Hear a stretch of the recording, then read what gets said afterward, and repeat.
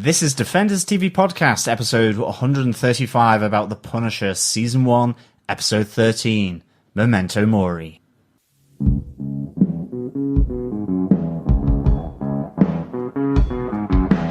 I hear a lot of people saying the blues, but I'm gonna tell you what the blues is. When you ain't got no money, you got the blues. Welcome back, fellow Defenders, to episode 135 of Defenders TV Podcast, where we are looking at the final episode, episode 13, of The Punisher, Memento Mori. I am one of your hosts, John. I'm one of your hosts, Derek. And rounding out the group, back from my latest Punisher Warzone Hell on Earth hospital visit, I'm Chris. Welcome back, Chris. Welcome back, Chris. Thank you very much, guys, for plugging the hole that was our podcast schedule last week on a last-minute basis. Not a problem at all. Enjoyed talking about the 6 Marvel movies that are coming up this year. 6, yes. If you listened to our podcast immediately after we made it available, there was only 5 on there, but it was pointed out to us that there are 6 Marvel movies coming up, so we did fix that. That was fun. It was really good fun to be able to chat that. But it's always more fun to have all 3 of us here talking about The Punisher, Chris. So delighted that you're back and feeling a little bit better, hopefully. I am. I feel a bit like Iron Man. I am augmented at the moment with lots of wires and drips and things like that. But I could not pass up the opportunity to come back to our fellow Defenders and give my view on this last episode. Excellent. Brilliant. Coming directly from his hospital bed is Chris. Yes, just like The Punisher, but less bruised and battered, from what I can see anyway. Exactly. Yes, and I presume that you had more than homemade DIY medical attention as well. I did, and I was, as you said, severely less battered and bruised as our poor Frank was coming into this episode. Are you sure? I had doctors trying to get an IV line in, so by the end of it, I did look a bit like Jigsaw, with all the different holes poked in me. Mm-hmm. But overall, towards the end, they got there, and Frank still looked a lot worse. As long as you didn't have the Invisible Man bandages around your head, I'm sure you didn't look too much like poor Billy Russo. Yeah, no, thankfully I didn't. But, guys, I've been dying to talk about this. I think we should kick off. Absolutely. One note that I just want to make before we start the podcast. I know that quite a few of our listeners over on iTunes or on Apple Podcasts have been listening to us through the Punisher on Defenders TV Podcast over on Apple TV Podcast. Just to let you know, this will be the last post that we'll have on that particular feed. So if you want to listen to more of our thoughts about the Defenders and about the movies that are coming up this year, you need to resubscribe to Defenders TV Podcast. Just search Defenders TV Podcast over on iTunes, or just go to our website at defenderstvpodcast.com and you'll see a link to click just to find the Defenders TV Podcast as a whole. Otherwise, you're going to be waiting for possibly 2 years for the next episode of The Punisher. We know we've got season 2 coming, but yeah, I think so. I know we've got more coming. But don't forget, guys, you can also come over to our Facebook group at facebook.com/groups/Defenders TV Podcast, where, of course, we will always be updating that group with our latest and greatest podcasts. Be it, I believe the next one, gentlemen, is The Black Panther. It certainly is.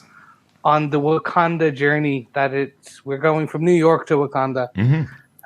But yes, so join us there. But even when there is no podcast, we always are sure to update everyone with the latest MCU news as we think. But we want your thoughts, so come and engage with us and the other fellow Defenders. Yep. Absolutely. Derek, kick us off with some of the episode details.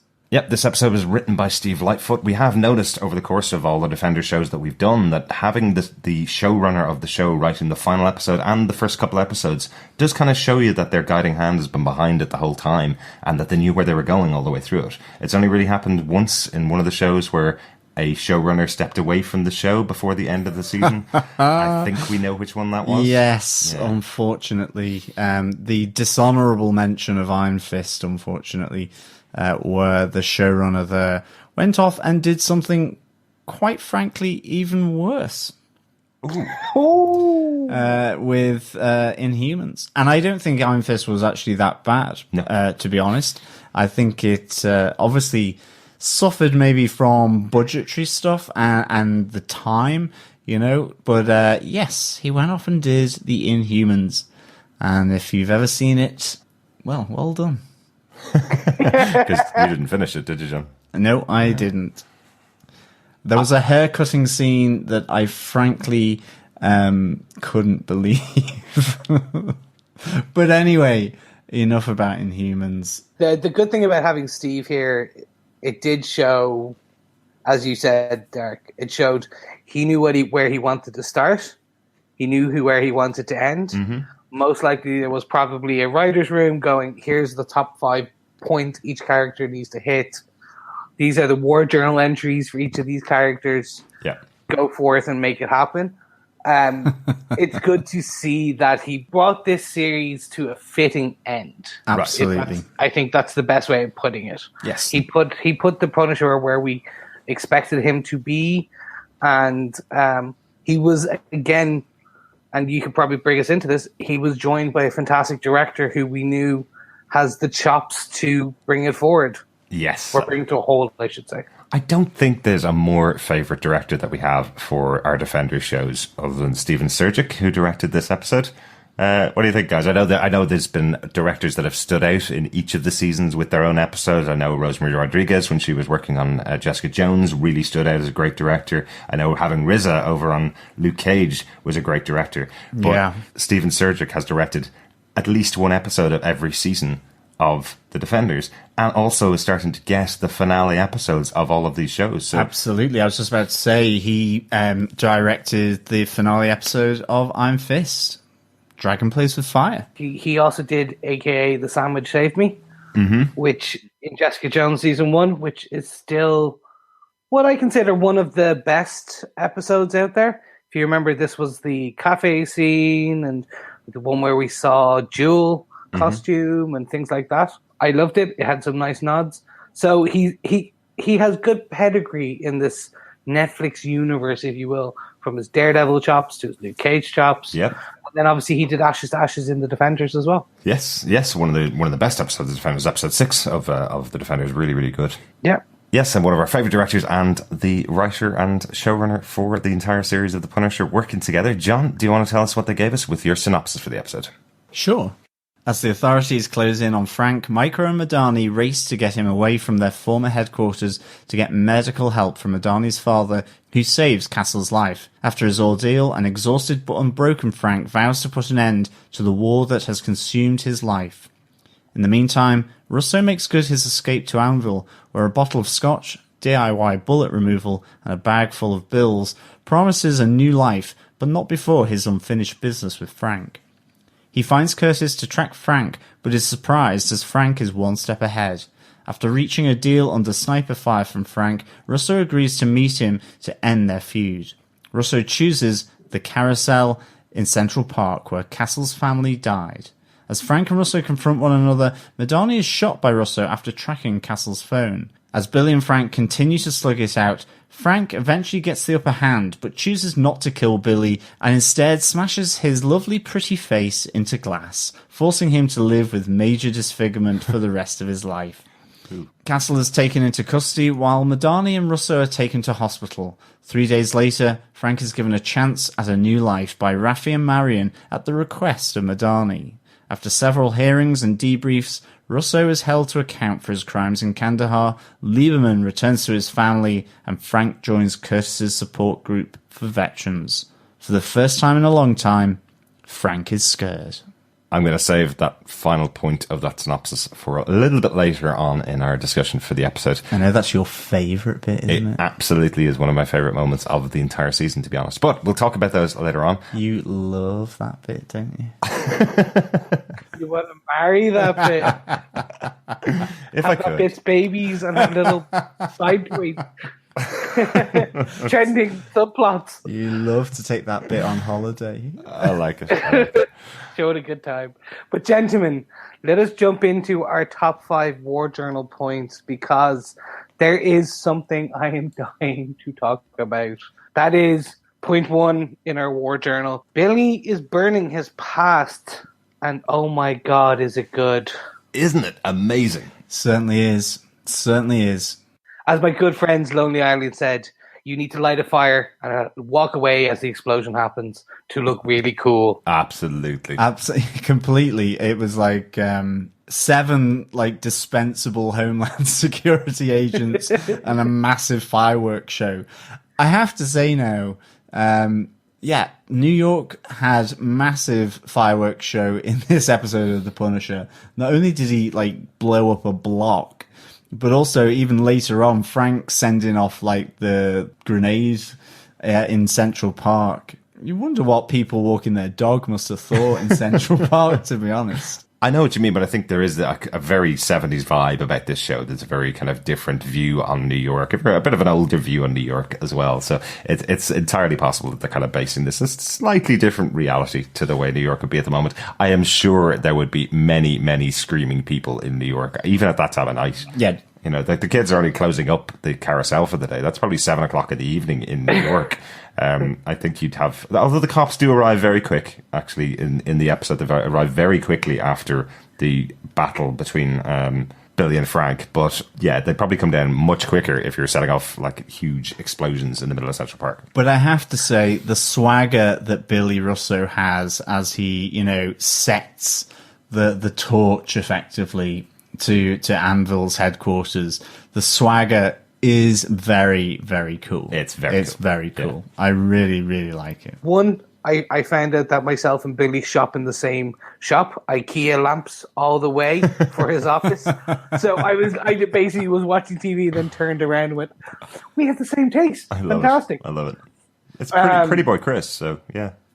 Yeah, exactly. Just the overall scene, I loved him closing shop. And the only way to kind of, I could put it in my head, it was basically he was shuttering Anvil. The 6 slaughtered agents, yeah. I was a bit like, okay, is someone not going to miss? No, okay, right, fine. He just I was expecting more than they know how bad he is. Mm-hmm. So the fact they sent just the 6 or 7 agents in, I was like, as he walks away, I'm like, and the rest of them, okay, nope, this is good. We're getting what we want. But over all of this, the bit I loved was the face-to-face with Curtis. Like, definitely. This was fantastic. Waking Curtis up. I think we talked about this before. The actor who plays Billy is so good.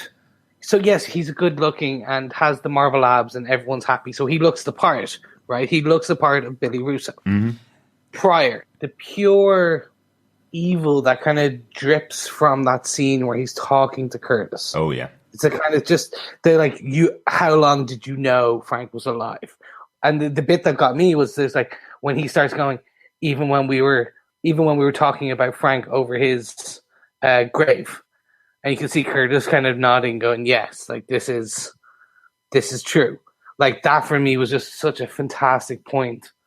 And seeing then that scene devolve into that beautiful shot with the coffee mugs. Oh yes, a fantastic moment. Yeah, definitely. It was a perfect setup. I thought it was going to come every time he opened the curtains, and I was expecting, and then it didn't happen. I was like, okay, so maybe they're not going this way. Maybe it's just going to be like he's going to kill Curtis, and then it happens. I was like, oh yes, this is the Frank Castle. This is the Punisher we were coming to expect. Yeah. It's funny. Just before that as well, I thought there was really like beautiful establishing shot of that moody sky over New York City, where it then goes from that into seeing Billy Russo kind of watching Curtis wake up in bed, which is not creepy at all. No. And reach for his gun. Billy Russo's already been there, got his gun. Yeah. But I absolutely loved that kind of tense atmosphere in Curtis's apartment. And seeing the curtains drawn, it was like, okay, what's going to happen here? And Frank's that kind of one step ahead. Well, Frank and Curtis together as well. I didn't really expect that this is the way it was going to go down. I thought that there would be this moment between the two of them, him coming back to Curtis. I think I actually mentioned a few weeks ago that we had all of our major characters together in episode 11. And I forgot that Curtis was still around, sadly. I thought that Curtis's story was kind of done. But of course, Billy would have his way into Frank would be through Curtis. Cool to have these two characters together again in a much more adversarial position, obviously, than we've seen them in the past. Curtis is fantastic in this scene. I love this fact that obviously Frank knew exactly where Billy was going to be going. So he set up this whole plan with Curtis. You don't know how long Frank has been sitting outside that window with the sniper rifle trained on the window, waiting for those curtains to open. It could have been one night. It could have been 2 entire days, you know? Definitely. The really interesting thing is I love Curtis because he's so matter of fact and down to earth. You know, you've kind of got Billy here really taking it personally that he didn't tell him about Frank being alive. You know, it's like he's asking him, you know, did you know? When did you know? Why didn't you tell me? And Curtis simply like turns around and says, well, he asked me not to. Yeah. So I kept that secret. Nothing personal or anything like that. It was simply that I was asked by Frank not to do it. And I loved how Curtis was just kind of just so himself still, you know, calm under the pressure of effectively having a gun pointed at him in his own apartment. Yeah. Really, really liked that. And then obviously he gets shot and everything goes slightly bananas. I think another great shot in this scene as well was where Billy dodges the bullet as he kind of runs for cover underneath the window, and then he turns to shoot Curtis. I thought that was beautifully done. I loved the trail of the bullet coming through the window and just it missing Billy's head. But, you know, Billy's there with that presence of mind from his training to turn around and shoot Curtis. Just really good. And then you get that kind of standoff happening. Yeah. Yeah, I think we've mentioned a few times that Steve Lightfoot came from a background working in Hannibal for many years with Brian Fuller, one of the most beautiful and violent shows that's ever been on television. So I think he's learned a few things from that. I know Stephen Sturges didn't work on that show, but this moment, as you say, this moment of pure violence as the bullet pierces the coffee cup, that moment of realization in Russo's face as he realizes that, oh, damn, the reason why those curtains are open is because, well, Frank must be outside as a sniper. Nothing's really been said. Nothing's really been done to give away what Curtis's plan is. But Billy just has that moment of realization. And as they always say with the best types of artwork, show, don't tell. And they really show very well in these scenes what's going on in Billy's head. Completely agree. The bit that wasn't explained, or it hasn't been explained, is how the Punisher, or how Frank knew Billy would be there. So did Frank just camp out all night on that roof, which we can come to expect from Frank? Well, yeah. Yeah, like he probably was sitting there all the time. It could have been a week, you know. Yeah. It's one of those things that he definitely made this arrangement with Curtis to be there. Curtis knew exactly what the plan was going to be if Billy ever turned up, and Frank has to expect that Billy's going to turn up at Curtis's door. So hopefully it wasn't that long. Poor Frank sitting up on a roof after a couple of days under the knife and a couple of days being taken care of. You'd hope that he was like at least had lots of liquids with him and, you know, a packed lunch. But he still had all the bruises and so on. And I mean, at the end of the day, you know, Frank was watching Curtis from a distance. Yeah. For a long time in the shadows. Speaking of kind of creepy things, let's get on to point 2 in our war journal. That wasn't creepy. That was lovely and so realistic. Really, it really is. When you're in a small safe house, I mean hotel room, what is the sexiest game you can play, gentlemen? Go fish. There you go. Because apparently that is the sexiest game on the planet. Oh, yeah, yeah. Family Lieberman reuniting as Micro gets his reunion with his wife this time. Some reuniting more than others, dare I say. Yes, I do think the kids probably should have been in a different safe house. And probably the policeman as well. Yeah, those poor cops and those poor kids. Obviously, the safe houses that are provided by Department of Homeland Security aren't exactly that big. It's a very, very small department. Pretty cramped. And I have to say, after all of David's posturing to Frank about how amazing he is in bed and that's why his wife would never leave him for for Frank, we got, 50 seconds of pleasure after a year of waiting? Yeah, it was short and sweet, and it's fab. It was cool. I must say it's fab. It's really realistic, I suppose, after this entire time of the two of them being apart, that's what they just want to get their hands on each other after all this time. Yeah, whatever about the family reunion, these two have been together since they were, childhood sweethearts or 20-year-old sweethearts. They've been together for years. They just want to get their hands back on each other, away from the kids. It's a great little moment, but I love when Sarah just kind of taps him on the shoulder and just says, don't worry about it, it's fine. As if, don't worry, we've got the rest of our lives together. That's this moment between the two of us means everything when we're just being close. It's a really sweet way that she and David are back together again. And you've got Micro's sexy, tight, white briefs as well. Yeah, that was terrible. I really like the setup of this because the way that they come into this bathroom, you do think that she's going to tear a piece off David. You think that this is going to be a large argument or it's going to be the end of their relationship. She's like, I can't do this anymore, yada, yada, yada. But what you get is this touching moment, which is she's shutting him up. He tries to say something and she just pulls him closer, and they just want to be enveloped in that moment. And then unfortunately, yes, you get tidy whitey shots.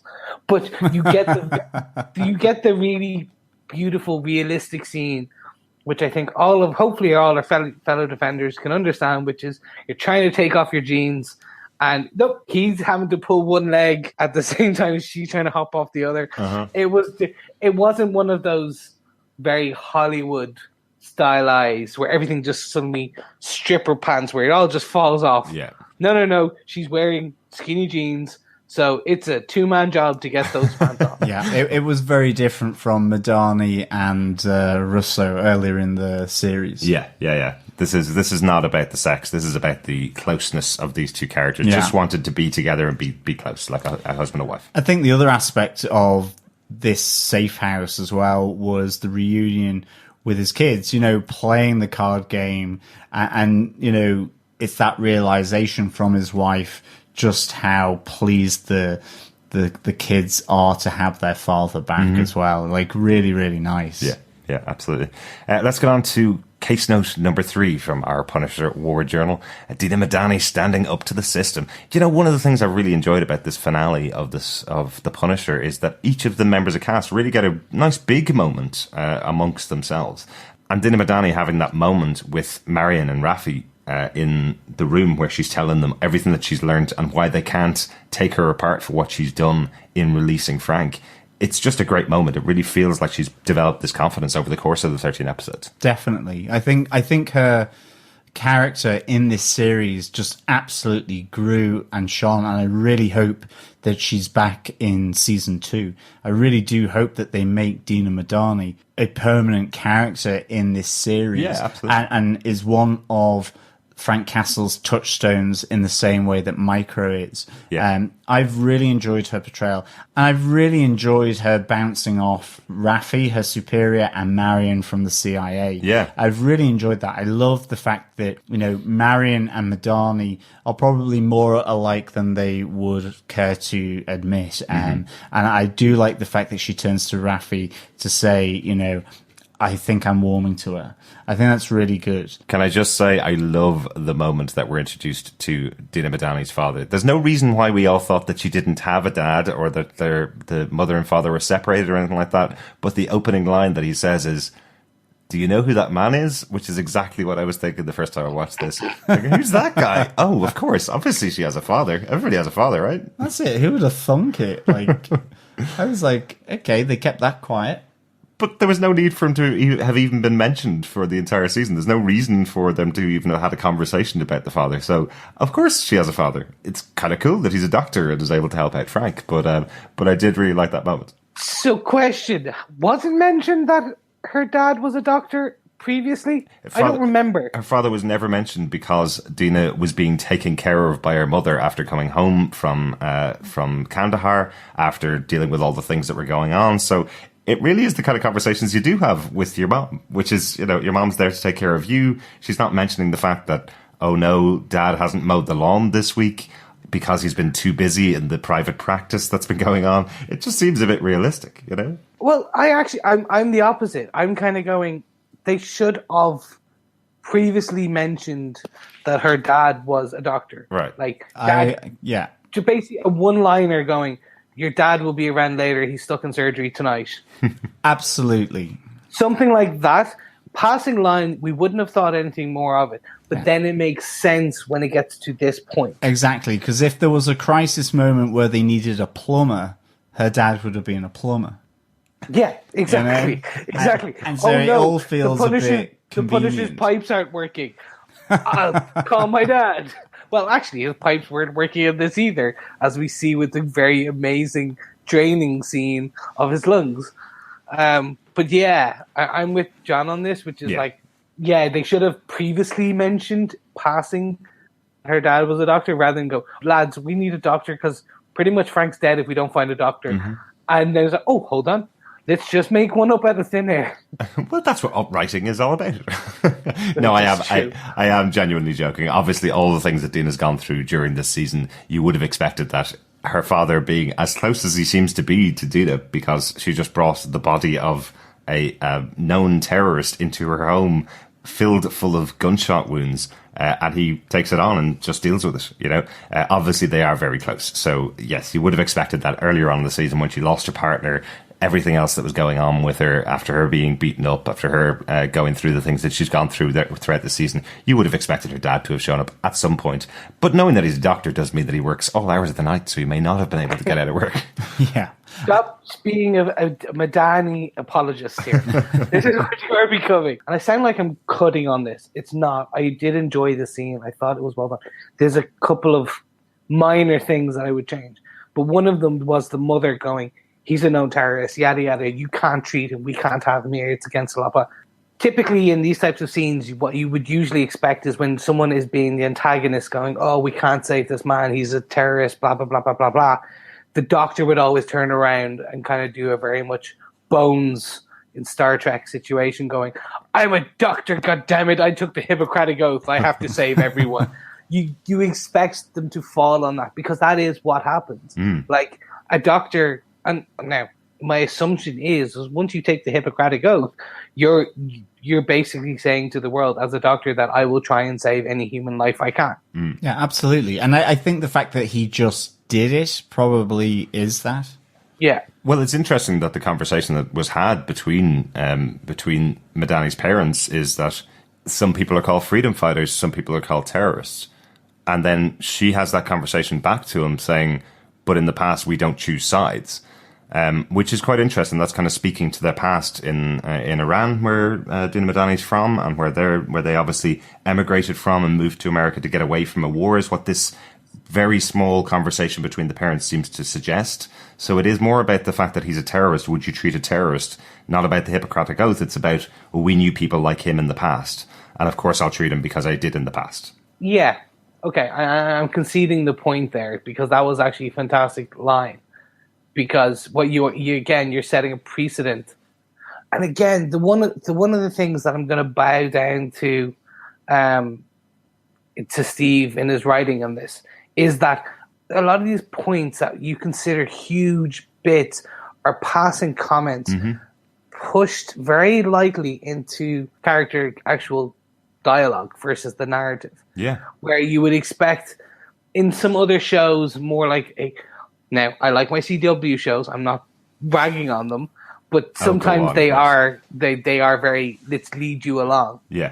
It's kind of, we'll spell everything out for you. Yeah, it's painting by numbers. Absolutely. Yeah, exactly. But that's why he's Steve Lightfoot, not Steve Heavyhand. And there we go. That is perfect. Overall, I thought that the writing in this scene was fantastic. And I like that we see how was Frank going to be kind of saved. Yeah. He healed up quickly, though. He does. And he's fairly, he is exhausted. He is beat up, but he is unbroken.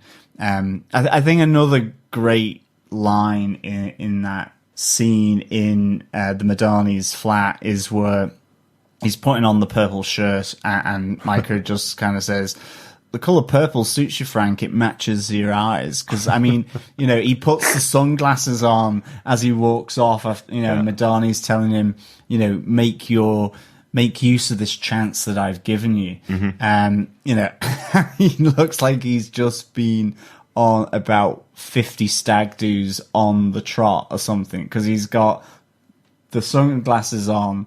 You know, he's slightly damaged around the face that you can really see. But I love that exchange between him and Micro. It's just one of those nice little moments between these two characters. Yeah, it does look like he was on all 3 parts of the Hangover movies, doesn't it? Exactly. With a couple of MMA fights while he was over in Thailand, you know, that kind of way. Yeah, I really do like this. And I love the fact that David also gives him a way out. There is a moment here where this could have been the end of the season, where effectively David gives him a huge wedge full of cash that he's stolen from bad guys, as he describes to Frank, and gives it to him and goes, "There's your way out. You've got thousands of dollars there.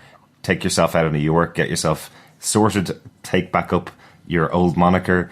Dina Madani says, "You're sorted in my eyes. You're gone. Go get yourself clear." But Frank doesn't take that option.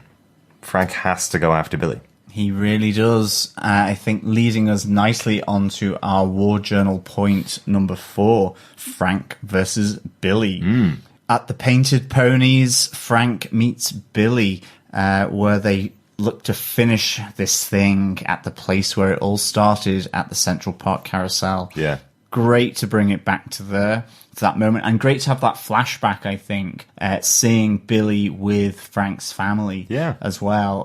Just really to sort of hammer that home, how much that Billy was a part of Frank's life and his family's life, and that whilst he wasn't involved in it, he knew about it and didn't have that Marine honor to warn his partner in the unit. It's kind of interesting thing, that Billy, through this episode, when he gets up in Curtis's apartment and salutes Frank, even when he speaks to Curtis, you see him doing this kind of Marine code. Yeah. Yet the one moment that it matters, and he should have stepped up to protect, the soldier beside him, Frank, he doesn't. He lets it go, and that, I think, is where Billy Russo and his code is all that front. But this is great. I think the painted horses on the carousel are really, it's that proper freaky grin from a horse. Yeah. Plus you got the two people bleeding out, and I love Billy just being so uncompromising with them. Shut the f*** or I'm going to shoot you. All this kind of stuff. He's really not going to take anything from them. And then really, that fight, that sort of Central Park commando of not going commando, I hasten to add, in Central Park, although I'm sure there's plenty of people that have done. Frank approaching the carousel and the theme park in that way. It was just really well done, and I like the way that you've got this fight whilst the carousel's going round, it twists, turns, loads of different elements to it. I absolutely loved it. This is definitely something that you see in revenge flicks. It goes back to where it all began. The fact that it's going back through a different show, through season 2 of Daredevil, where Frank and his family are gunned down in Central Park. The fact that it's going back through a completely different show is really interesting. It's something that obviously has never been done before on a TV show, where you're jumping across to a completely different show to show something and taking it back into the central finale of these two characters together.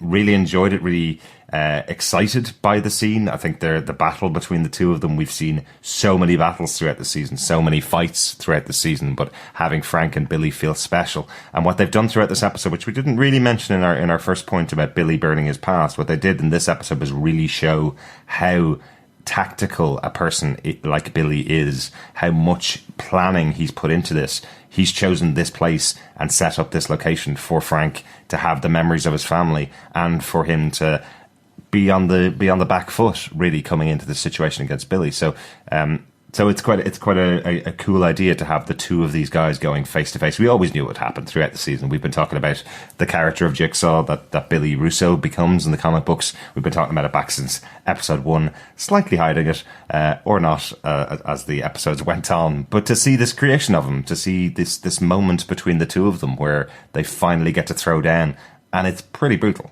Yeah, no, I have to say, I had a bit of jargon about them slightly rewriting this. They're retconning this pre-scene to that Billy was there earlier, that they, like, I don't know, I was a bit like, oh, so they're writing him into that exact scene. And I don't think they did. What they did was this was a scene maybe earlier that day or the day before. They were showing that this place was special, but also it was special to both of them. Yeah. So straight away, I was then put on the back foot going, well, what are you doing? Hold on. Are you rewriting this? This actually Billy was there all along. No, that's not what they did. But then I agree that Billy doing this, it was the only place it could have ended. If this had have ended in a warehouse or something or like that, they missed an opportunity, and they did the right thing by doing this and putting it in this area. Yeah. I love that you started to see as Billy had set everything up and the kids were bleeding out. Like, that was, as you said, it's very tactical. Yeah, this man, he's tactical. I think is probably the best word. Yeah. He's very structured in that he wants to do everything that he's done. He wanted to do it in a way that put him on the upper footing. Yeah. Could he have done more? I was thinking about it and went, yeah, maybe. Like, if he had access to all these other things, why not have put a few, like, claymores around? Right. If you knew that Frank was going to... Then I went, oh, yeah, it's Central Park in the middle of New York City. Yeah. Probably couldn't. And it's impossible to put a claymore front towards enemy when it's sitting on a carousel going round in circles. It could have just been a bit of a like, oh no, see how this works. Wait, oh no, it's facing me. Oh no, it's actually, that would have been cool. Or if the little picking part of me wants to come in here, it's that, you know, when he has effectively just disarmed Frank, he doesn't shoot him in the head, but instead shoots him in the bulletproof jacket that he's wearing. So that's hours of army training well spent there, Billy. I think you deserve your mirror face and your cheese grated pretty looks. That was brutal. It was pretty brutal, but he certainly could have finished it off. Definitely. Yeah. I certainly had some options, but we kind of knew this was coming with the creation of Jigsaw. The character in the comic books is created by him being thrown through a plate glass window. This time, we've got a broken mirror with his face scraped down every single inch of that. That is definitely the creation of this character of Jigsaw. As Frank says above him, you're going to learn about pain, you're going to learn about loss. When you look at that ugly, mangled face, you're going to remember me. Like, this is what Frank is doing to him. What I love about this, we talked all the way throughout the 13 episodes of the season about the commentary that they're making on gun control in America, the commentary that they're making on people coming back from war, post-traumatic stress syndrome, people coming back and trying to settle into real life or different life from the army. This commentary to me feels like almost the death penalty versus punishment argument. You know, there's people like myself personally who agree with the idea of putting someone behind bars for the rest of their life to make them think about what they've done. Sending 1,000 volts through somebody's head or 20,000 volts through somebody's head and killing them means, well, then the pain's gone. The idea of what they've done is over. Leaving them wallow in that punishment, to me, is far better choice than the death penalty. And I think after Lewis ended off in death, Rollins ended off in death, this choice to keep Billy alive isn't just a choice of, well, we got to bring that character back for season 2. I think this is the right choice for Frank where he is right now. I think it's that moment where he becomes, well, I'm going to punish you for what you've done. I'm going to make you live with the pain of what you did to other people. And you're not going to be able to rely on the fact that you'll be able to just pick up a woman and forget all your troubles.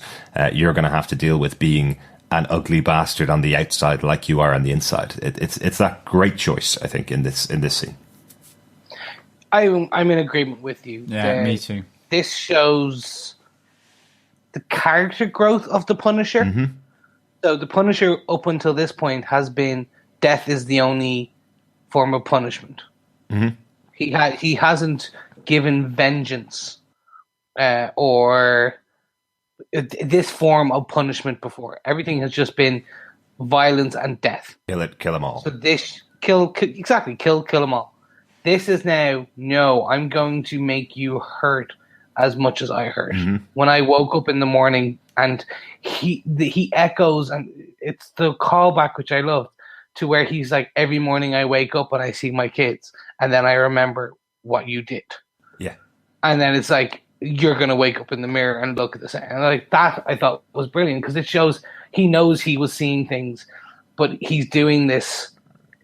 It's Punisher's character growth, him growing as a person, if you will. Yeah. Growing as a vigilante. I'm going to make you feel what I feel, but you're not going to be able to handle it, is almost the way. Yeah, exactly. Yeah. I did love, and I think I want to go back to John's point, which was the shot, or the guns. Like, straight away, Frank is shot in the leg. Yeah. Like, this is... straight away, I was like, oh, this is getting interesting. Because what you are getting are two different types of fighters, if you will. Mm-hmm. You have a very live, swift character in Russo. And then what we have with the Punisher is this hulking, to a degree, hulking guy who just takes punishment. Yes. He takes it and takes it and takes it. And then is able to use that to feed his anger to keep driving forward. Yeah, it's like a tank versus a paladin in D&D, right? Exactly. Well done. I'm Absolutely. quite glad. It's pretty spot on, actually. Except there was no tanks in D&D, I just realised. You can have brutes or warriors. Brute versus Barbarians. paladin, that's what I was thinking of. I just loved that. What we see is the guns are thrown away, and then the knives, and we get a knife fight, and it's Frank is bleeding and shot in the chest and in the leg, and it's just consistent pain that Frank is being put through. Yeah. But that kind of leads me to this next point, because when Billy still has the gun, there's a part of me that I just don't understand, and hopefully you guys understand this.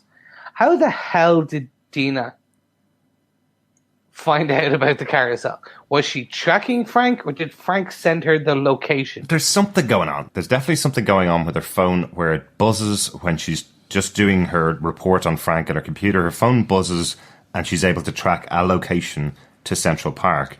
Whether her father had implanted a micro-tracking system on Frank when he was sewing him back up, or whether Frank sent her the location, I actually didn't know this. I didn't know which one it was. Yeah, I mean, I actually felt you heard her phone buzz, and I was thinking, is that kind of a message coming through, or is it kind of like a notification? You just don't know. But whatever, she is tracking Frank because he sent her his location, or she has him pegged through his own mobile phone. You do see him on the phone, so I do as he's commandoing through the jungle in Central Park. So I kind of felt he had sent her the location. But does he not know anything about a SIM card? Take it out of your phone so it can't be tracked? Like he told the kid about that. Right? Exactly, and that's She's not a 13-year-old girl. and I think that's why he's not necessarily being tracked. But I mean, whatever the case, the irony is that Dina heads to the fun park, but it's not really much fun for her as she gets shot in the head. Like, I was surprised she was still alive at the end. Well, ultimately, we shall talk about that. yes, and well, maybe with that, excellent segue. Yes, excellent segue, boys. Let's take it into our next point. Yes, the aftermath, our fifth and final war journal entry for this series of The Punisher. Yes, 3 days later. 3 days later. Dina is still alive. I really did worry about her, because it seemed as though blood was pouring from her head, and Russo in an instant aimed for her head correctly, but didn't do it with Frank. So it was kind of interesting to see that. But I'm glad she's still alive. Oh, yes. For sure. And I love just the fact that Frank kind of does get the second chance from Marion and Raffi when he's there visiting, or he's brought to visit Madani as she's recovering in hospital. But just quickly to the bullet shot to Dina's head. So Frank picks her up in his arms, and it looks like a pool of blood has already pooled underneath her head. She's had the shot to the head, and he picks her up and takes her in. I was really surprised it was just 2 black eyes that she had from the, obviously, impact of the weapon shot at her. It's not something like she's got brain damage. She may not remember all of this in the future or anything like that. It's just a real surprise that she is as functional as she is. She's sitting up in bed and talking 3 days afterwards after the shot to the head. So that's why I was really surprised that not only is she back alive, but she's out of a coma here. Yeah, it could just be a deep graze. Could be. That's what I was expecting from the way she spins and the wound that you saw, and then the where the dressing is. What is leading to me to believe is that basically the bullet grazed. So it kind of like shot to the side and skimmed from the front to the side. So kind of didn't crack anything, didn't give her concussion, just kind of cut her out, knocked her out, and kind of that's what it was. I'm very happy I've not seen anything like this in real life, because that amount of blood that was coming from her head from a graze would be enough to make me run for the hills, let alone if she'd actually been shot in the head. So I would not be a person to call for JFK's death, really. No, you would not. No. I want to talk about what Frank is told. Yeah. Let's break this down. Basically, to ensure that an international incident does not happen, they're making Pete Castiglione a free man. And then within the next breath goes, Mr. Castle, enjoy your new life. And they say Mr. Castle. I'm like, no. Which is he? I know. Is he Frank Castle or is he Pete Castiglione? Give me one. Because I was like, are they just going to say that Frank Castle is dead? Or are they going to basically kill off the Frank Castle persona to the public? I think the point of the scene is to be confusing. I think the point of it is that they're saying you're a free man, and that's all of you. That is Pete Castiglione. That is Frank Castle. You've done your service for us and for the country, and in return for your service and your silence, you are completely free. Nobody will be looking for Frank Castle or Pete Castiglione again. I think it's almost as if Marion was telling him 2 things at the same time about his freedom. So go off and enjoy your new life. Your new life is completely clear of your old life. I like that. Yeah. What I want in season 2 of The Punisher, because let's be honest, we know we're getting it, and we can assume there's some threads being laid down here, is this is going to be Agent Punisher, almost. He is now, to a degree, in the pocket of not just Homeland Security, but the CIA, and he's got then Madani. That's how they can keep Madani. Madani becomes almost like his handler. Off the books, Frank Castle, the Punisher, the wet works guy, does the jobs that they want nothing to do with, the plausible deniability, home turf, that kind of thing. I like the idea of that, where it's like, we have a problem too big and too dirty for ourselves. The A-team again. Well, I would like that, absolutely, if we just hadn't had a series where that's what Rawlins was doing. Touche. Because Fair otherwise, point. then effectively Frank becomes Rawlins. Well, we did point out that Esque in a way. Or sorry, Marion in the CIA, or Madani, I should say, becomes Rawlins-esque in sending out people to keep things under wraps. But we did point out that the thing that Rawlins was doing wasn't the problem. Him killing off high-level targets on behalf of the government and doing them shadily. That wasn't the issue. The issue was that he was cutting open the bodies of army men and stuffing them full of heroin to support his own life.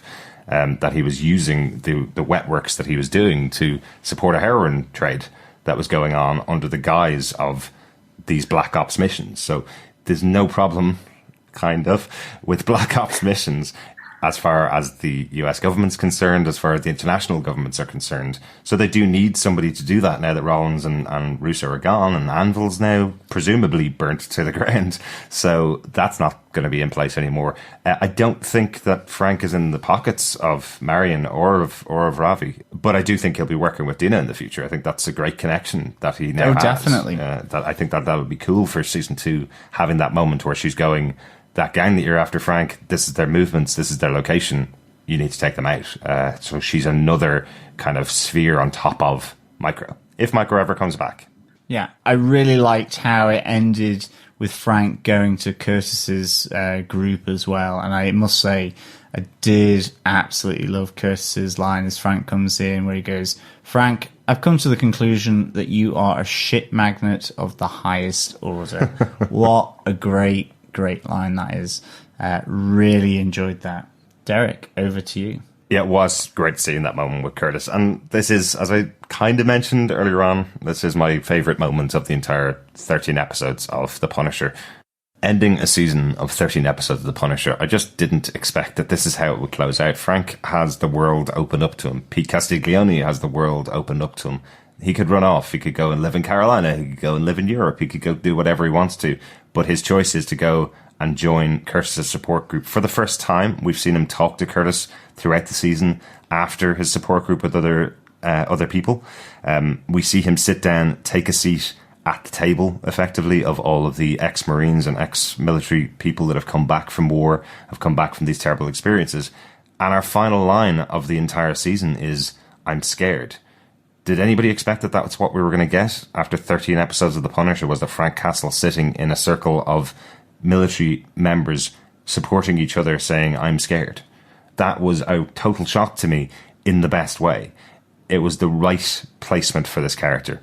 It's the right way to treat this character, and it's just a beautiful way to end a series like this, which has had so many great highs for me in terms of what it was trying to say and what message it was giving, and the many different messages and the many different arguments it was putting forward for all the different sides of what's going on. And it comes down to one man sitting in a group needing support from his former comrades and saying, "I'm scared, I need help."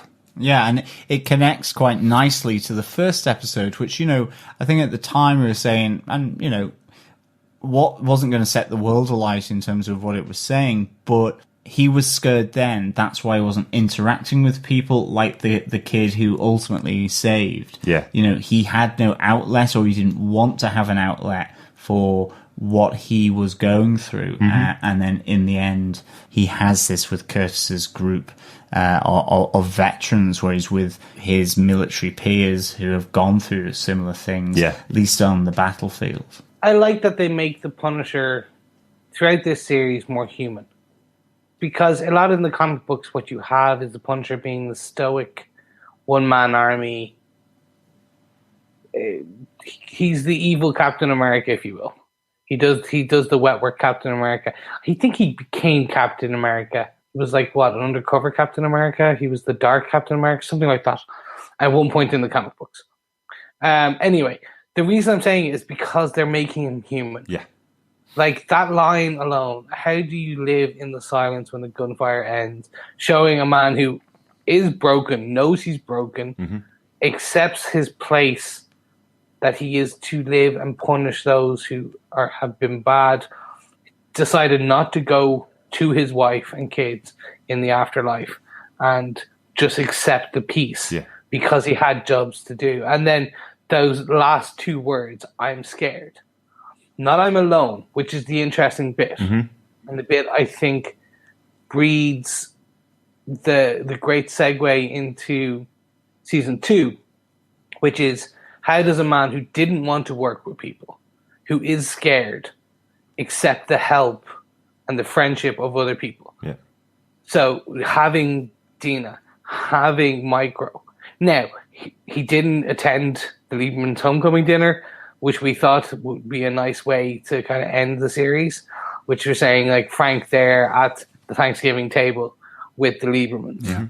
And we thought that would be a nice way. He doesn't do that. He's trying to cut his ties. And I think what they're going to do is show this man now who do you punish if you've punished everyone? So in his head, he's punished all the his war is over. Yeah.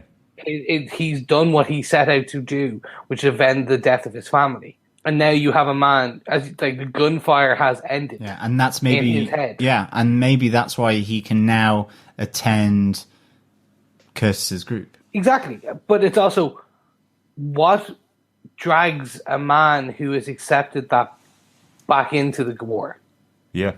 Like that's what I'm really interested in. You've basically given a man the end of his mission. He's finished his mission. His tour is over. He is home. But he's home to nothing, and he doesn't want anything. He doesn't want Dina. He doesn't want the Liebermans. He wants to be alone. He wants to just go to this group therapy, and this is what's causing him to question and be very open, which is he doesn't know what to do. Yeah, but I think it's that moment we talked previously on the podcast about this also being a very similar situation with alcoholism and with drug addicts. It's this point where Frank has actually reached rock bottom, which he never thought he would reach rock bottom by avenging the deaths of his family. He thought that would be putting him back to being in a normal life. Part of the line you were mentioning earlier on, Chris, where he says he's talking to the group and he's finally sharing where he is as a person, and he's saying, how do you live in the silence when the gunfire ends? Part of that is, I guess that's what you're working on, is what he's saying to the group. Effectively, the rest of them didn't go out, and when they got home, they had a bad situation and they went out and shot their boss or shot their girlfriend or anything like that, or shot somebody that wronged them. That's what Frank did. And Frank had absolutely understandable reasons for doing so and taking his hatred and anger and revenge on the people around him. But none of the rest of these people in the group did do that. And I think this moment with Frank is where he's on that realization that I've accomplished the goal that I set myself after my family were killed, but it hasn't achieved what I wanted it to achieve. I found out that my best friend, one of the closest people to me in my life, was also turned on me. How do other people deal with this situation? Maybe there's a better and a more constructive way to get there. It's the perfect cap on this season 1. I almost would have preferred not knowing that there was a season 2 coming. There are threads here that can be taken into a season 2, but I do think this is a really well-rounded story of the experience of Pete Castiglione going to war, coming back, his family being killed, him going on a rampage, and then realizing a rampage isn't what he should have done. He should have gotten support and help for where he is in his situation, and now he's found the right place to be. It's a nice ending on that story of Frank Castle.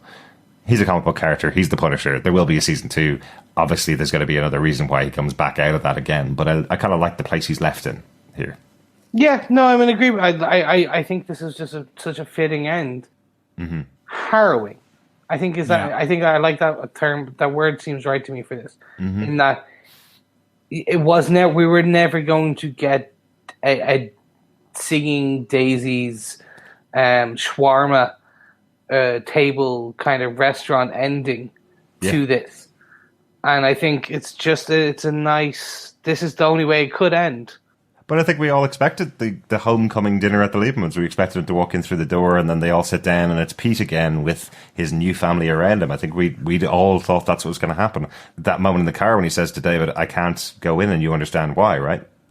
It's really good. It doesn't go down the tropey ending in that sense. Yeah. And I think it makes David Lieberman coming to his family home, knocking on the door, that more impactful. Okay, his wife Sarah is looking where's Pete, but I have to say I thought it was just so cool with his kids sort of hugging him at the door. I thought that was really nice. I think it also makes that distinction of these two characters within this series. You know, Lieberman had his family alive and was away from them, kept himself away from them to keep them alive, to protect them.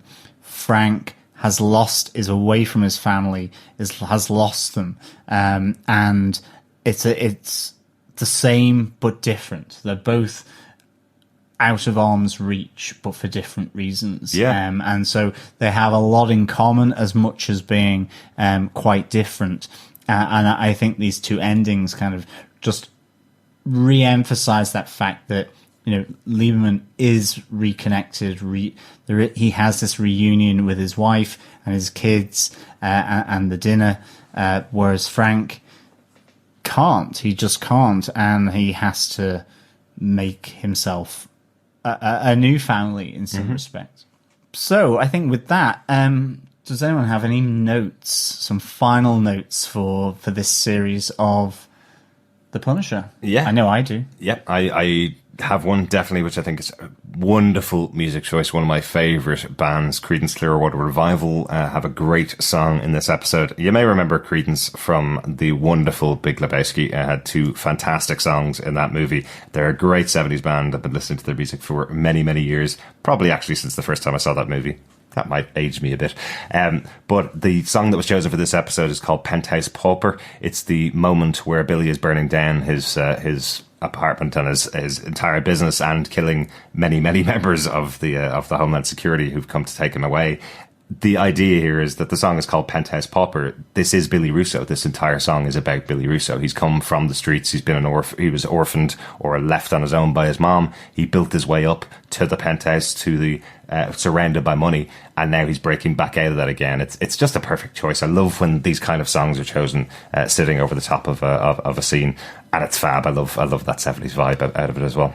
Sets up the episode really, really well, as we talked about, with it being much more of a 70s New York within Daredevil as well as Punisher. But it does feel like a great setting of this showdown of the Godfather order of those types of movies from the 70s. It works really well. Yeah, and speaking of Billy's penthouse pauperness, we have a whiskey watch here. We have Baron's whiskey being used not only as a libation, but also used as a mild disinfectant to clean out the wounds left by Homeland Security from Madani, I think. So, yes. Madani did get a shot into him, and a bullet into him, and he got a bullet back into Madani. Yes, I'm not sure if Baron's whiskey is a real whiskey or not. I was trying to look it up to see where it's from. There is a very, very small brewery in New York called Baron's that make a whiskey, but I think it's like a home brewery, so I don't think that's the one. The label doesn't look the same, but quite interesting that we have a whiskey watch. We kind of had Food Watch go by the wayside after about episode 6, where they stopped eating and just started shooting each other. Yeah, and one of the other notes I have is, again, real great continuity in this episode. Like right at the end, where Frank is dropping Micro back to his home, and it's weird how things just kind of hit you.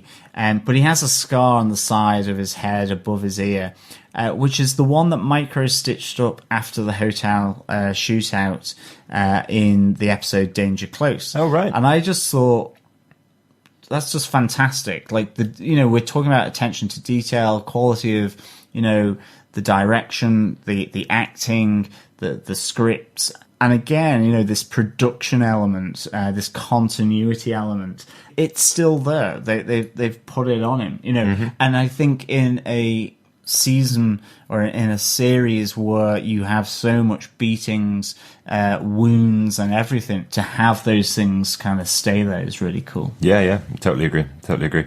Chris, any notes from yourself? Yeah, a quick one for myself was just a nice kind of callback to Jigsaw being Jigsaw from the comic books. And a lot of his kind of action shots, kind of portraits, you'll see Jigsaw with a gun and a knife, one in each hand.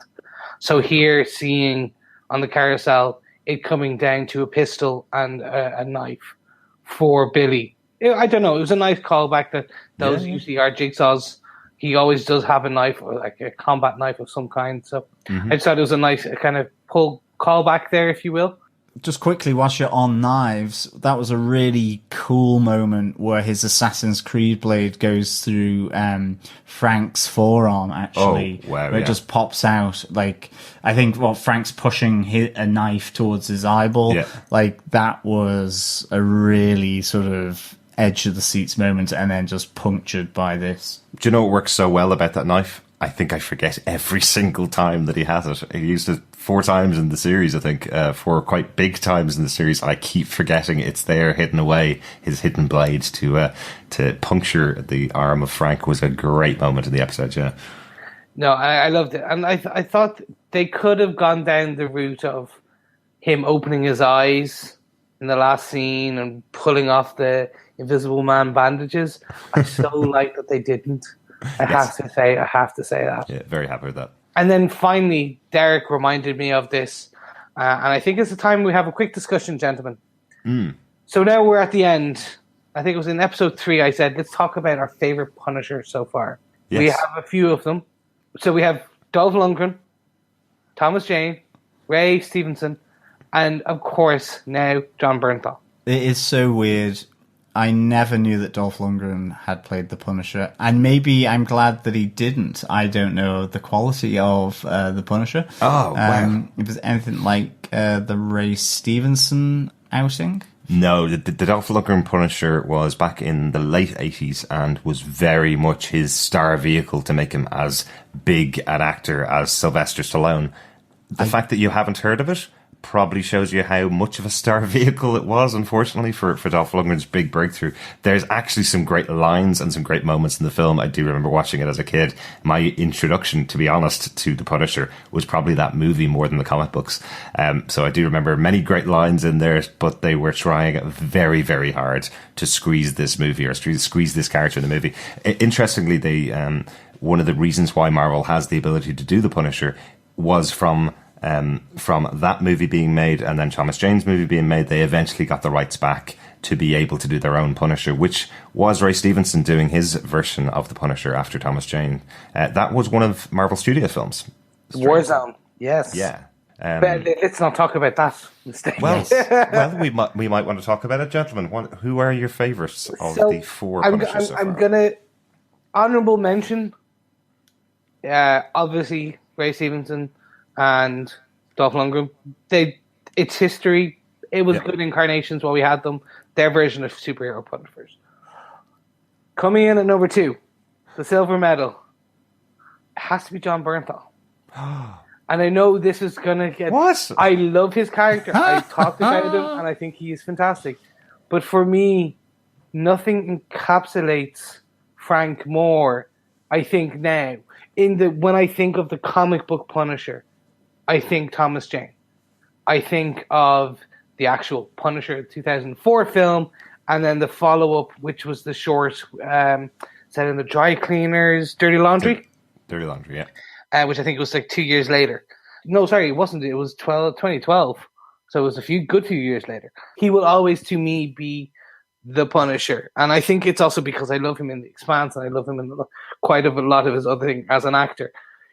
He encapsulates what I think is the Punisher should be from a comic book perspective. Now, John Bernthal is fantastic in this, and the growth of this character, they've made him, they've expanded the Punisher lore for me. They've expanded the character.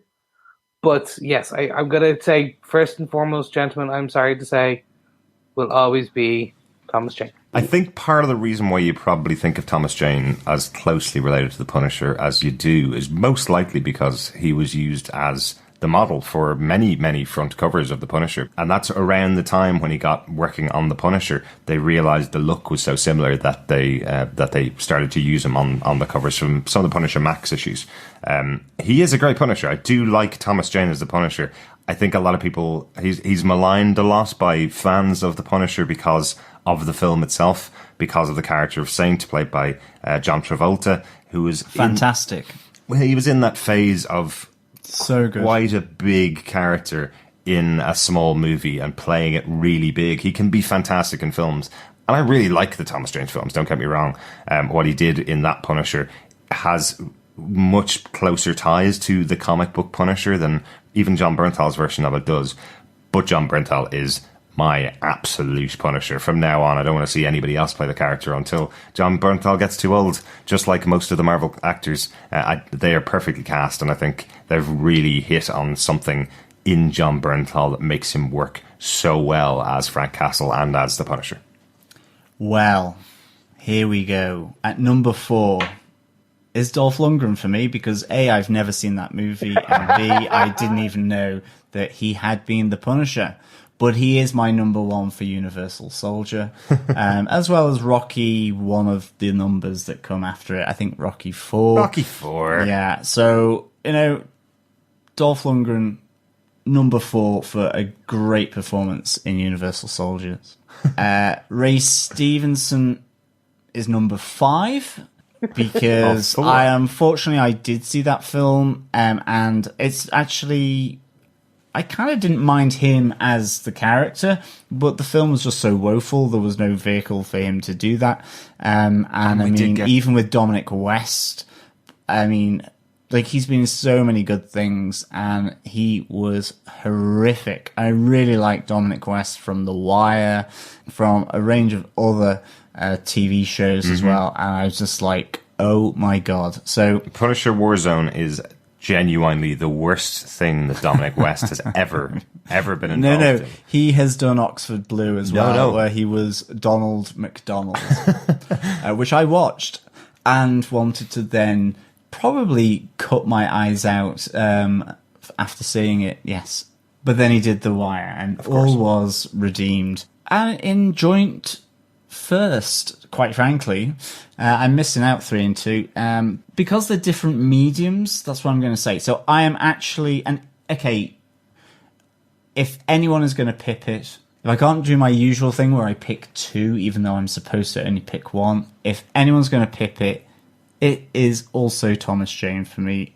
Loved that movie so much, but I think that's the distinction I make. It was a movie. It was certainly a lot longer ago. I loved John Travolta in that. Kill me now, shoot me down. Absolutely, I loved the 2 of them. So Thomas Jane does just pip it for me, but actually I would say he's joint first because I do think with John Bernthal, you know, we've just had like close to 13 hours of him playing this character, which is even more than Thomas Jane, and as a result you get a completely different experience. You could argue a richer experience from it. So, you know, for me, those 2 are joint 1. I'm going to take them both. Wow.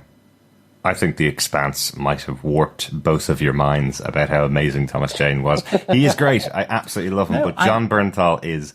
I said Emmy Award winning after watching the series through the first time. I said he absolutely should be the first Emmy Award winning Marvel actor, Oscar Award winning Marvel actor. If TV could be up for Oscars, John Bernthal's performance in this TV show deserves to be getting every award out there. He's done a beautiful portrayal of the character in this entire series. Absolutely. But I love Thomas Jane too. Yeah, absolutely. Because it's when he did it, and it's that period of time in your life. Yeah. With that, and I did ban the phrase "with that bombshell" because it came from Top Gear. But with that, John, do you defend the final episode of The Punisher, Memento Mori, on Netflix?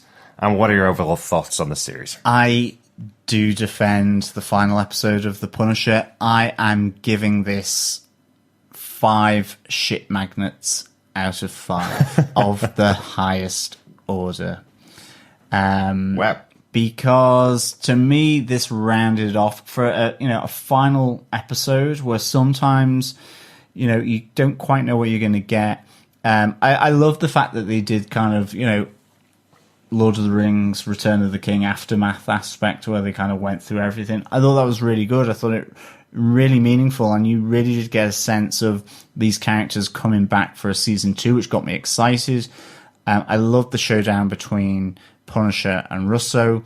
I loved the swag of Russo. I loved the heart of Curtis and the bravery of Curtis, the absolute determination of Frank Castle, the doggedness of Madani, and the sheer techno wizardry and just emotionalness that Micah and his reunion with his family brought. I just really enjoyed it. I thought it was a fantastic ending for a great run of series. As I've said previously, for me, I don't feel there has been a dip in this series like we've kind of sometimes noticed in some of the other Defenders. Chris certainly has pointed that out previously. So for me, this has been an absolutely fantastic series. I'm in agreement with you, Derek. I really do feel that this is deserving of an award. I think it has covered so many different themes and issues, not on the nose so much. You know, it's asked open questions so that people can think about different issues that have been raised. And I think the quality of writing, show running, direction, acting has been absolutely fantastic for this show. I can't wait for season 2. Mm-hmm. So yes, with this, Chris, do you defend this final episode of The Punisher, Memento Mori? Yes, I 100% defend this final episode of The Punisher. I'll get to my thoughts in a second about the overall series. Mm-hmm. So this final episode was perfect. It wrapped up a lot of things. Now, I say perfect in the regard of there's some shortcomings, i.e. Madani's dad and things like that just probably lay on the cutting room floor somewhere when they were trying to do a few edits. There was probably a scene where Madani was like, okay, we'll take him to my father. He's a doctor, blah, blah, blah. Something like that. There was just, this is the one thing what happens when you take the difference between a 2-hour film versus a 13-hour show with different writers. In a film, you have one writer particularly who can thread everything through, etc. Here, what we have is a number of writers, but a writer at the beginning in the first and then a writer at the end being the same, and then some story points in the middle that are sometimes lost. So this was perfect because Lightfoot managed to... He concluded the stories that he wanted to conclude in this season. And that was what we wanted. That was the ending of this arc, this story of the Punisher's life. And the Punisher also growing as a person, I think, is interesting. The Punisher's character growth, not even growing as a person, because he's still not a nice person. He's a good person, maybe, but not a nice person. So yes, it was a great end and final episode to this season. Overall thoughts on the series. I'm going to be very honest, and I think that our fellow defenders probably got this throughout. Like, I wasn't 100% bought in at the beginning, and I think I kind of said that it was just not fully clicking with me. I don't know if that was to do with the pacing that we watched the show or things like that. I know our pacing does... It helps and hinders. It allows us to do a lot more thought into each episode, but it hinders the binge element that they usually want in a lot of these series. But I think it was more because I'm not a typical CIA noir thriller type of person in my TV shows. And that's essentially what this was. I enjoy the comic book universe, but this was very separated. There, yes, we had a crossover from Karen, but there was no real mentions of the incident. There was no mentions of even Luke Cage-esque body armor, things like that, which I was kind of hoping for to a degree. And if it wasn't heroin, maybe it had been something else, and they could have connected it through to the upcoming season of Jessica Jones, or it could have been something like that. It was illegal experiments that they were running, and they were killing the people because they knew about something to connect it. As a self-contained series, you could do this without the Punisher, to a degree. I mean, in that you could take the characters and not call him the Punisher. Yeah. And it would still be a fantastic series with the same actors. And I'm not just taking away from anything. I just felt it could have done with more threading to the overall and the larger universe that is, in this case, the Netflix universe. Yeah. But hopefully that's a season 2. That's maybe what they're setting up. And I suppose time will tell on that. So it took me a while to get into it. And I will say that, and I think our fellow defenders and you guys understood that. It took me a bit of time to understand why I enjoyed each of the characters. But I did. In the end, I did. And I think I've said this to a number of people who like superhero shows, and they're like, oh, I gave up after an episode 2. I'm like, no, there's a real gem, there's a real diamond in there, because I think there's something there that transcends standard superhero TV, if you will. Because so a lot of people think of superhero TV, they think of Black Lightning, they think of CW shows, they think, they don't think of the mental anguish that we saw in Jessica Jones and psychological horror there. You don't think about the gun violence and the racism that you see in Luke Cage. And here you don't think of, you just hear Marvel, Netflix and violence. You don't think about this thread in the story of a man, of people coming veterans of gun violence, of terrorism, homeland terrorism, things like that. You don't think of these small gems. So that is the diamonds that are there. Unless they've been watching Black Lightning, which is a really good show, actually, of all the CW shows. But anyway. Yes, exactly. And I'm not taking away from Black Lightning, by the way. I really enjoy what I've watched so far. It's interesting as well, because I actually do think that The Punisher, I know you don't necessarily think it is connected in, Chris, but I actually think that The Punisher is most like Jessica Jones. I can see that. Yeah. In the sense that Jessica's not connected to the drugs from Daredevil, but you get Luke Cage and you have that connection. And here you have Deborah Wall with Karen Page. I think it's probably still a bit more distant than Jessica, absolutely. But I also think Jessica, in a sense, doesn't really connect to the other Defenders series in the same way either. And I think that's why I think in Defenders you had her really have to get inserted into that, other than with Luke Cage. Absolutely. Yeah. You've heard our thoughts. You've heard from me. You've heard from John. Derek, please tell us, do you defend this final episode of The Punisher, Memento Mori? And what are your overall thoughts of the series? I absolutely defend this episode of The Punisher. I've said it's one of the best things that I've seen, this final moment of the season particularly.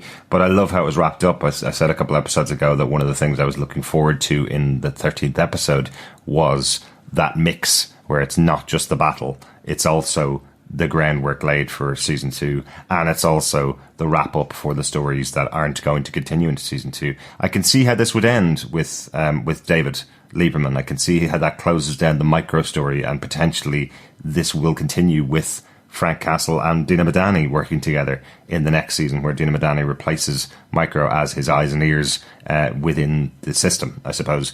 And I like that. I think that's a really nice idea. It's not that I don't want to see David Lieberman back in the future, but I like that you could leave him behind now. His story's over. He doesn't need to work with Frank anymore. I like how they close that down. I like the moment with Billy and Frank finally facing off against each other in this episode. I think it was poignant. It was difficult to watch. It was tough. But I like the choice that's made by Frank here to not kill Billy, to punish him instead. And the best way to punish him is making him live with his actions. I think that's a really good way of rounding out the series. It's not about shooting everybody in the head, blowing buildings up. It's about making sure they're forced to live with the punishment that he's given to them or dealt to them. Really liked it overall. I did have an entire episode at the beginning of the season, which was my spoiler-free preview of the 13 episodes before it was out on Netflix. So I have given my thoughts of what I thought overall in the season, and watching it back the 2 or 3 times I've now watched it is actually pushing this up there alongside Jessica Jones as my favourite of the shows. It's again not saying that Daredevil season 1 and 2 are bad. They're great shows. It's not saying that Luke Cage is bad. It's a great show. It's not saying that Iron Fist is bad, but this has now jumped right up to the top tier of Netflix television, not just Marvel Netflix television. This is one that I have now watched 3 times. I'll watch again. Jessica Jones is now one I've watched 4 or 5 times, and I'm really excited for Jessica Jones season 2. I'm kind of there with Frank Castle and the characters. If they keep this team of writers around them, keep this team of actors that are trying to deliver something special and something interesting and different every time, we're going to have a great season 2 when it comes in the future. This was one of the best things that I've seen in the last year. Really enjoyable, and really not enjoyable, thought provoking as well. That's it for our coverage of The Punisher, the 13 episode season for season 1 on Netflix. But we do have some feedback on the season to talk about. John, do you want to give us our first piece of feedback? Yes, we've gotten some feedback through our email at feedback@defenderstvpodcast.com. The email is from Alex Anderson. He goes, "Hey guys, I noticed something in the last episode that got my brain turning and I can't get it out. Since I have an extra week until you break it down, I've decided to put it out there. During the final battle at the carousel, I noticed that the camera twice focused on the bright full moon overhead. Then Madani showed shows up and gets shot in the head, and I thought she was dead. However, we see that she has survived and is recovering. Now, the Marvel Netflix shows have not been afraid to change up character origins, so I'm thinking, since we know Madani spent some time in Afghanistan, that maybe she came in contact with someone over there that's somewhat mystical, maybe that we haven't seen yet, that changed her. So my theory is that she could take on the Moon Knight role in the Marvel Netflix universe. I know that Mark Spector got his in Egypt, but I kind of like this idea and thought I'd share it with you. What do you think? Am I grasping at straws here? Looking forward to your final Punisher podcast, and I hope Chris feels better soon. Great show, guys. Fellow Defender, Alex. Thank you, Alex, so much for that.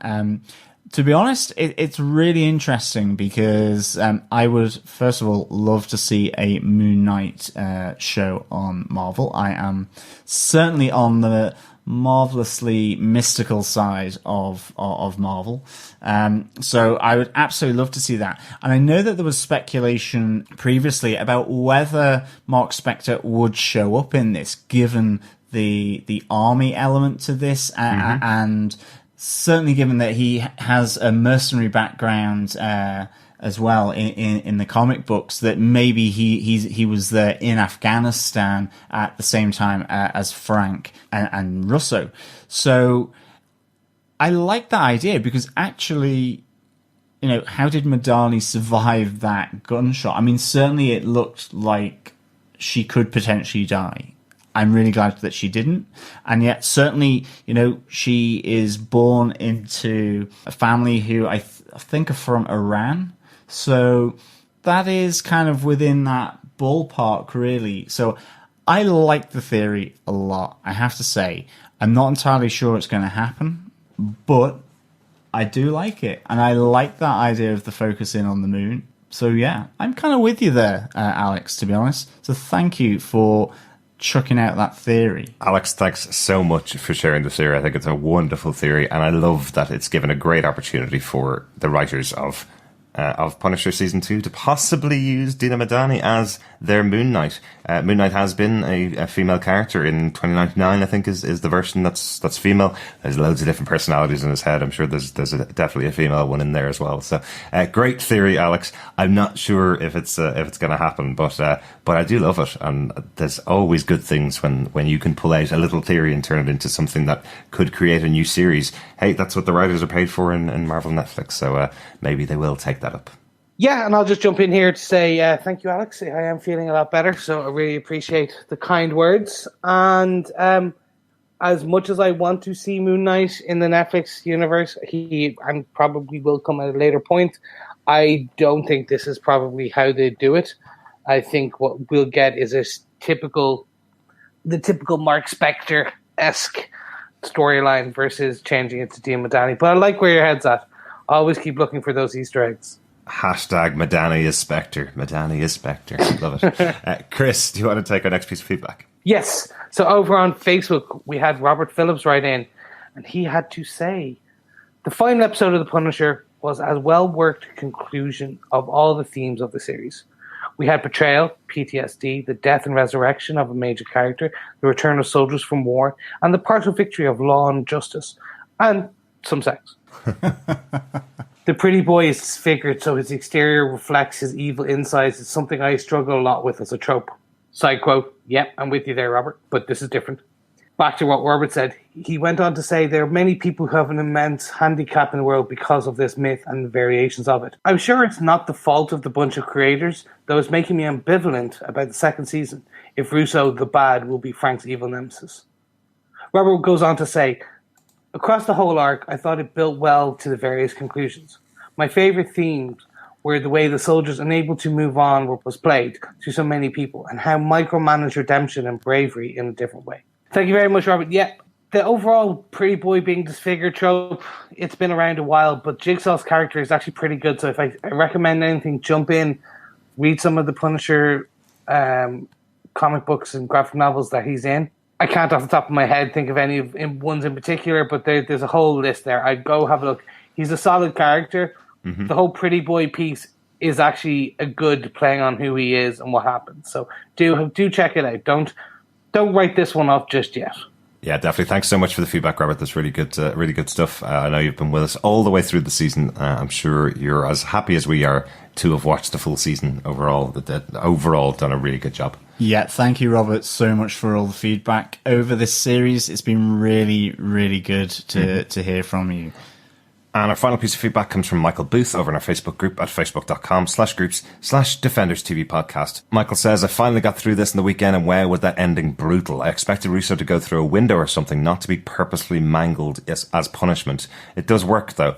Only part that I didn't like was Madani showing up at the carousel. Why? What did she do other than get shot? And by walking into a gunfight and shouting freeze and wait for Russo to turn around, smile and shoot her in the face, come on. No way she wouldn't just take him out from behind, law enforcement officer or not. That's a really interesting point, actually. Yeah, I know that moment with Madani getting shot was just a shocker. It was a real surprise. I think they kind of needed that moment between the two of them to close out their relationship, to have a little moment where they're finally able to do a little moment between them after everything they've been through in the season. But it did feel superfluous. It did feel not necessary. But at least she was there, I suppose. At least she was there at the end. She did have a lot going on with Billy throughout the season. And to just get that one shot into his shoulder last episode probably wouldn't have felt as satisfying to me. Yeah, absolutely. I think, you saw in her eyes what Billy Russo meant to her after she'd found out that he had killed Stein and knifed him to death. You do get the feeling she would have just gone in for the shot, the takedown shot, or the kill shot. Absolutely. And it almost feels like potentially she was the distraction so that Russo had to turn away from Frank to allow Frank to come in and get him in that kind of sequence of the fighting on the carousel. But It was kind of a weird one, definitely. Absolutely. Michael goes on to say, overall, I thought this whole season was great television. I'm struggling to say that it was fun and that I enjoyed it, but it was definitely a heavy hitter with a solid cast and writing and covered interesting ground. We'll be waiting to see what they do in season 2. Thanks so much for that feedback, Michael. Thanks so much for all the feedback we received. Just a little shout out to Larry Willie Swink and Lieutenant Floby, who've both been in contact this week to say they're starting out our Punisher reviews at episode 1 this week. So just as we finish, they're kicking off their following. So I wanted to leave a little hello to them at the end of this because we won't be receiving your feedback as we're recording. So thanks so much to everyone that's left feedback throughout the season this year. Yeah, absolutely. Thank you so much to everyone who has sent in their feedback. It's really interesting to get your thoughts on these shows, and certainly one so different from the majority of the Defenders series that we've seen up till now. Yes, and all I can ask is don't forget to continue to give us feedback. Come on over to the Facebook group where you can talk to us and other fellow Defenders and tell us your thoughts. If you're only starting out Daredevil Season 1 or if you've made it all the way to Punisher Episode 13, come over, talk to us, give us your feedback. And of course, don't forget, we're going to have the Black Panther very soon, and we'll be wanting to discuss all of the theories and how it all leads up to the Infinity War. While we're talking about upcoming shows, one interesting one that we're going to be doing coming up, a little bit of an announcement for us. We will be talking about the Doctor Strange comic book event coming up called Damnation, which will feature Doctor Strange, Ghost Rider, Iron Fist and Moon Knight in a big event to celebrate this awesome combination of Marvel heroes. We're doing a big combination of awesome podcasts to take you through each of the issues of this Damnation series. We'll be covering the Doctor Strange book, which is Doctor Strange Damnation, issues 1 to 4. We'll be teaming up with Into the Night, the Moon Knight podcast, Iron Fist podcast, and the Ghost Rider podcast to discuss each of those pieces. And when put together, all 4 of the podcasts together will be covering the entire series of Damnation. That's coming up. The first issue of that is coming out on the 21st of February and then runs through a couple of months. So you'll see our reviews of Doctor Strange appearing in your feed on Defenders TV podcast. Just wanted to let you know, we'll talk more about that in the future as we get closer to the event itself, but just wanted to let you know that it's coming up as well. And don't forget, to close out, this season we've been talking mostly about one particular family members, your grannies and your granddads, because we know, and you know, every granny and granddad loves a good old Punisher story. So don't forget to share the love, share the Punisher, share our podcast with the world by telling your granny all about us and saying that I, particular Chris Jones, a sick child, was asking her to listen to us and tell us her thoughts about the Punisher. So don't forget, share the podcast where you can. Subscribe over on iTunes or any good or evil podcast catcher around the world. And then, more importantly, tell everyone, because we will be back very soon. Thank you again, fellow Defenders, for joining us for this 13-episode series. Again, just to remind you, if you're subscribed to Punisher on Defenders TV Podcast over on iTunes, make sure you subscribe to Defenders TV Podcast. You can get the link at our website at defenderstvpodcast.com, just so you don't miss out on our future thoughts. We'll be coming back around the 15th of February with The Black Panther, and then we'll be coming back in regular episodes on the 8th of March and after with Jessica Jones Season 2. Looking forward to that one. And thanks so much for joining us. Thank you so much, guys, and we'll speak to you very soon. Yeah, as always, thank you so much for listening. I'm off to visit my gran with a packet of custard creams and a quarter of Uncle Joe's mint balls. We're going to watch The Punisher together. She has a bazooka by her bed. We will speak to you again soon after the 15th of February. Bye. Bye. Bye. Bye.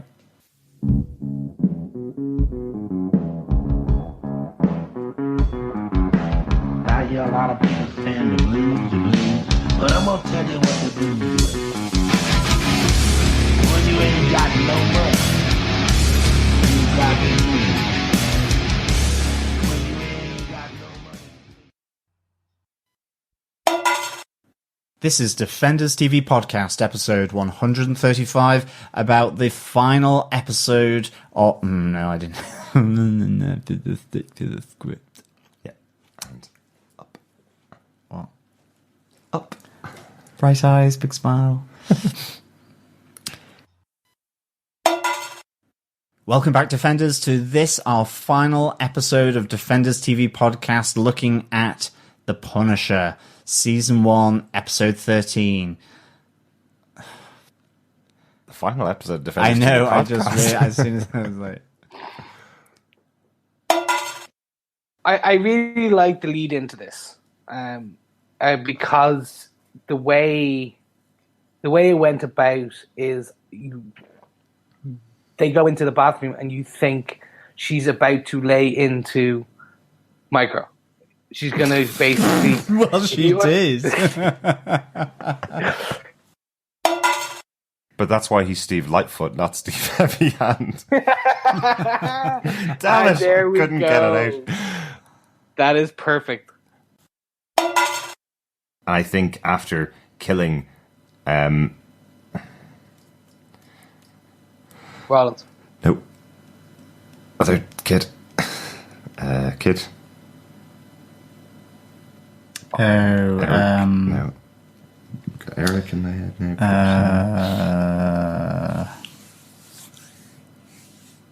Colin? Colin. There's never been a Colin in all of Marvel. Lewis, There you that's it.